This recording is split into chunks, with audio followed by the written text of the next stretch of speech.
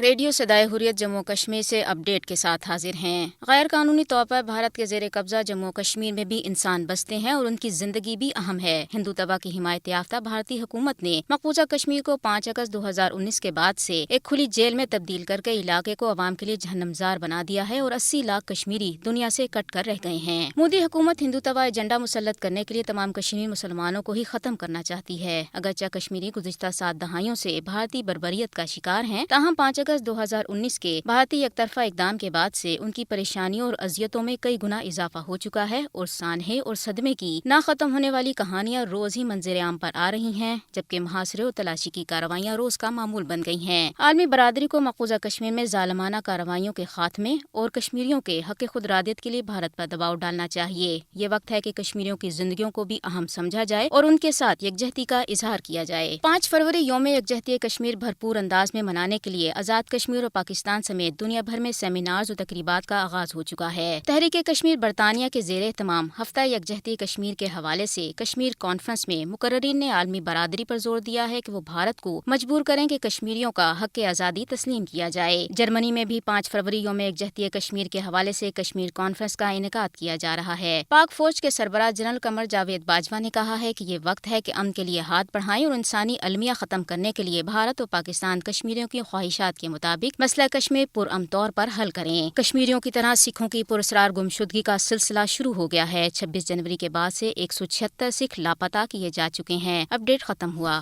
کشمیری عرصے دراز سے بھارت کے ظلم و جبر اور ریاستی دہشت گردی کی وجہ سے شدید مشکلات سے دوچار ہیں۔ اس طویل عرصے کے دوران کشمیریوں نے وہ کچھ دیکھا اور وہ کچھ سہا جس کا دیکھنا اور سہنا انسانی بس سے باہر ہے۔ کشمیری بھی انسان ہیں، ان کے بھی جذبات ہیں، ان کے بھی احساسات ہیں اور ان کے بھی حقوق ہیں۔ کشمیر کی ہر چیز کو بھارت نے تباہ و برباد کر کے رکھ دیا ہے، لیکن اس سب کے باوجود کشمیریوں نے حوصلہ نہیں چھوڑا، ہمت نہیں ہاری، بلکہ پورے عزم و استقامت سے کام لیتے ہوئے اپنی تحریک آزادی کو جاری رکھا۔ 5 اگست 2019 میں بھارتی انتہا پسند وزیر اعظم نریندر مودی کی فاشسٹ حکومت نے کشمیریوں کی شناخت کو منہدم کرنے کے لیے عملی اقدامات کیے، لیکن بھارتی غاصب اور جابر حکمران کشمیریوں کی شناخت کو ختم نہ کر سکے اور نہ کر سکتے ہیں۔ کشمیری ایسی ہر کوشش اور کاوش کو نہ پہلے قبول کرنے کے لیے تیار تھے، نہ اب ہیں اور نہ مستقبل میں ایسی کسی بھی کوشش اور سازش کو قبول کرنے کے لیے تیار ہوں گے۔ کشمیری اپنا حق ادا کر رہے ہیں اور بڑی جان فشانی کے ساتھ کر رہے ہیں۔ ان حالات میں اقوام عالم کو بالعموم اور دنیا بھر کے تمام ذی شعور اور باضمیر افراد و اقوام کو کشمیریوں کے ساتھ کھڑا ہو جانا چاہیے، تاکہ کشمیری بھارتی جبر، بھارتی ظلم اور بھارتی سفاکت سے ہمیشہ کے لیے آزاد ہوں۔ یہ وقت اور کشمیریوں کی ضرورت ہے۔ اس میں جتنی بھی تاخیر کی جائے اتنا ہی یہ مسئلہ برصغیر کے عوام کے علاوہ اقوام عالم کے لیے بھی